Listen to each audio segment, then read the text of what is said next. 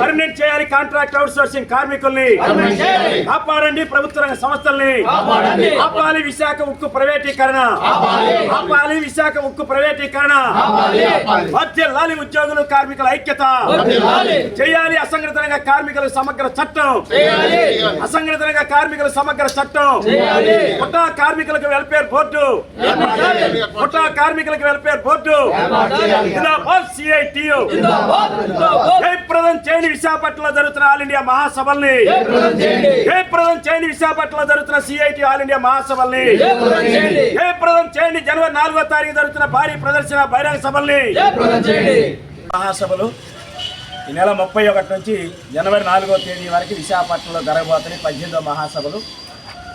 ఈ మహాసభలు జయప్రదం కావాలని ఆకాంక్షిస్తూ దేశవ్యాప్తంగా ఈరోజు డిసెంబర్ 15వ తేదీన పతాకావిష్కరణలకి all India committee పిలిపించింది.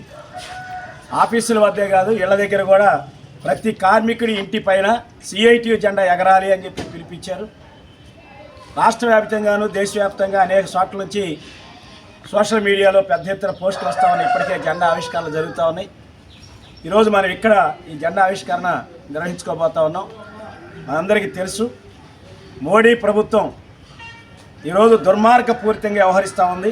Labour codes పేరుతోటి మొత్తం కార్మిక వర్గ హక్కుల్ని కార్మిక జీవనాన్ని ఛిద్రం చేసే పద్ధతిలో ఈరోజు వ్యవహరిస్తూ ఉంది.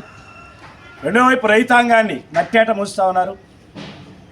పేదసాల బాధలన్నీ తీర్చే పనిలో లేరు. అదానీ అంబానీకి ఆస్తులు కోట్ల రూపాయలైనటువంటి ఆస్తులు పెంచే పని, ప్రభుత్వ రంగ సంస్థలన్నింటినీ కట్టబెట్టేటువంటి పని ఈరోజు మోడీ ప్రభుత్వం చేస్తూ ఉంది.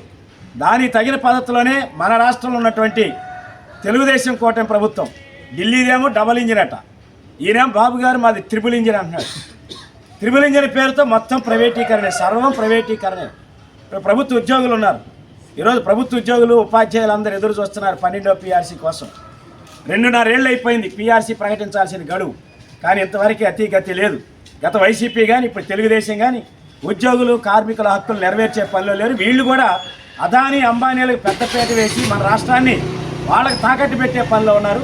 ఇటువంటి విధానాలకు వ్యతిరేకంగా రాబోయే రోజుల్లో పెద్ద ఎత్తున మనం పోరాటాలు చేయాలి. ఇప్పటికే మన సిఐటి కమిటీ అన్ని సంఘాలతో కేంద్ర కార్మిక సంఘాలతో చర్చలు జరుపుతూ ఉన్నారు. ఫిబ్రవరి 22వ తేదీ దేశవ్యాప్త సమ్మెకు కూడా పిలిపిస్తున్నారు. ఈ నేపథ్యంలో విశాఖలో జరగబోతున్నటువంటి మహాసభల్ని జయప్రదం చేయటం, 4వ తారీఖు జరిగేటువంటి భారీ ప్రదర్శన బహిరంగ సభకి మన కార్మికులందరినీ మనం సమీకరించాల్సినటువంటి అవసరం ఉంది. ఈ సందర్భంగా మన సిఐటి రాష్ట్ర కార్యాలయం వద్ద జరుగుతున్నటువంటి ఈ పతాక ఆవిష్కరణని మన సిఐటి రాష్ట్ర అధ్యక్షులు కామిరెడ్డి ఏవి నాగేశ్వరరావు గారిని పతాకాన్ని ఆవిష్కరించవలసిందిగా మనందరి తరఫున కోరుతాం.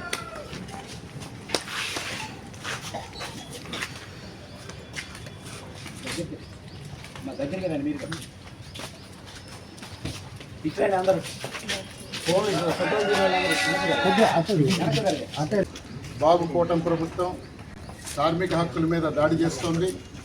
దాంట్లో భాగంగానే రాష్ట్రంలో కూడా పని గంటల్ని 13 గంటలకు పెంచుతూ నిర్ణయం చేసింది.